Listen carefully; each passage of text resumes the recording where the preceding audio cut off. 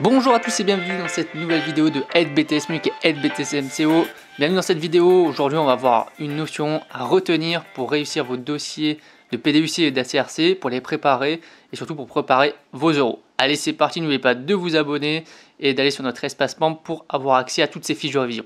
Donc avant de regarder justement les unités commerciales virtuelles, on va juste faire un petit point sur les autres types d'UC qu'on peut retrouver à part les UC physiques. Donc vous avez comme type d'UC les UC de service, donc la restauration par exemple, il y a les loisirs, donc le cinéma, je sais pas, les centres aérés, ce genre de choses, les parcs d'attractions, ça fait partie, c'est une unité commerciale, hein, c'est un commerce.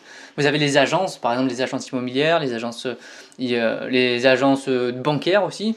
Vous avez tout ce qui est la partie service à la personne et services aux entreprises, qui sont des UC de service. C'est d'autres types d'UC qu'on trouve autres que physiques ou virtuels.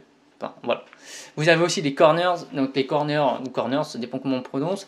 En fait, ce sont des petites parties qui sont dans les magasins. C'est souvent des marques, des stands qui sont loués. En fait, ce petit magasin intégré dans un grand magasin, en fait, il est géré indépendamment du magasin lui-même. C'est souvent une marque qui vient, par exemple, il peut avoir des corners Apple par exemple, il peut avoir des corners Coca-Cola, des genres de trucs comme ça. Un peu de partout et qui sont gérés de manière autonome, c'est ce qu'il faut retenir. Et vous avez les professionnels, donc les UC pour professionnels en B2B. On en a déjà parlé dans une précédente vidéo, c'est le cash and carry par exemple avec Metro qui fournit aux différents distributeurs la marchandise alimentaire ou non alimentaire. Il y a par exemple les négoces de matériaux qui se font beaucoup, donc pour les artisans, et il y a toute la partie service aux entreprises aussi. Donc par exemple, je sais pas, un service d'entretien des locaux, un service de gestion administrative, un service de comptabilité, tous ces genres de choses, c'est d'autres types d'UC.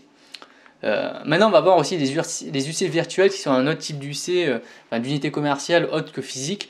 Donc au niveau virtuel, là par contre, il faut que le client il effectue à distance les différents processus de commande, donc que ce soit pour voir visualiser l'offre de produit, que ce soit pour la détenir entre ses mains, la payer ou récupérer sa commande. En tout cas, quand c'est virtuel, le client il fait tout ça de chez lui. Il y a plusieurs exemples d'UC virtuels notables. Par exemple, le plus connu, c'est des boutiques e-commerce, évidemment, des boutiques marchandes. Vous avez les applications payantes, vous avez les applications avec achat intégré, donc c'est ce qui se fait beaucoup aussi aujourd'hui, avec des applications qui sont téléchargeables gratuitement, et pour avancer un peu plus dans l'application, pour avoir un accès premium ou avoir un gain supplémentaire, on va te payer un achat intégré. Vous avez la vente par correspondance qui existe encore et qui existait beaucoup auparavant, donc avec des catalogues qu'on reçoit chez nous par exemple, et ensuite qu'on commande et on se fait livrer. Et vous avez le téléachat, donc TF1 sont très forts là-dedans pour le mettre ça le matin. Vous comprenez le concept, hein, vous regardez à la télévision une pub de longue durée, j'ai envie de dire, et vous commandez, vous recevez chez vous les produits. Et vous avez aussi la vente par téléphone qui se fait beaucoup moins, mais qui se fait encore, notamment dans le milieu professionnel.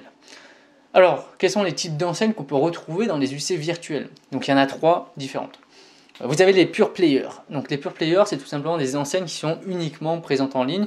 C'était le cas de Amazon avant. Bon, maintenant c'est plus le cas puisqu'elle a lancé des magasins physiques aussi. C'est le cas d'eBay par exemple, qui a un marketplace et qui justement est uniquement présent en ligne. C'est le cas aussi de Zentrada ou Zentrada, je sais pas comment on prononce ça, qui est présent également uniquement en ligne. Ensuite, vous avez les brick and mortar, c'est l'opposé, c'est uniquement des enseignes qui sont présentes physiquement, qui n'ont aucun site internet. Alors ça, maintenant, ça commence à être vraiment très rare à retrouver. Et ce qui se fait beaucoup aujourd'hui maintenant, c'est ce qu'on appelle le click and mortar, c'est-à-dire des enseignes qui ont à la fois un site internet, un site marchand, et à la fois des magasins qui sont physiquement présents, implantés en France ou à l'international. Quelles sont les contraintes juridiques par rapport aux UC virtuels? Je vous invite à aller voir les contraintes juridiques des UC physiques, une précédente vidéo.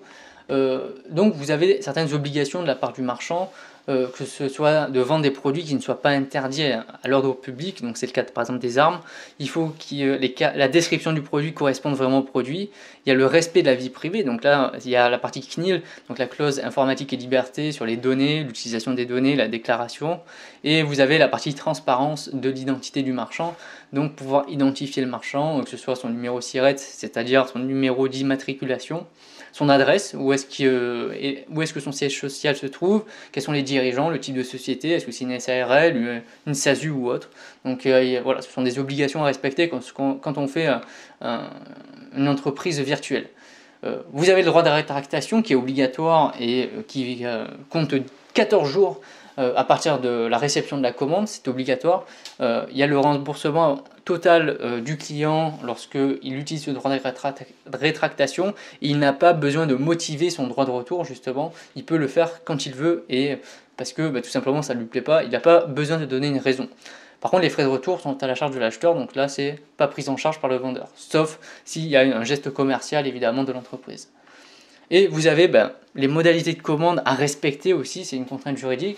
La première chose, c'est ce qu'on appelle la phase de vérification. Il faut que le client puisse avoir un détail complet de sa commande avec le prix qui soit bien marqué, le prix total, TTC.